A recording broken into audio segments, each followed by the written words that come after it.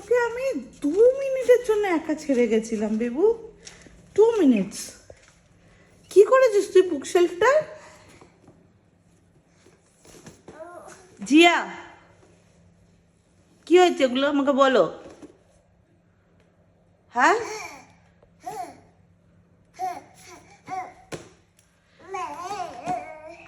কি করলি তুই বুকশেলফটা? এবার কি আমাকে বুকশেলফটা আলমারিতে ঢুকিয়ে রাখতে হবে নাকি?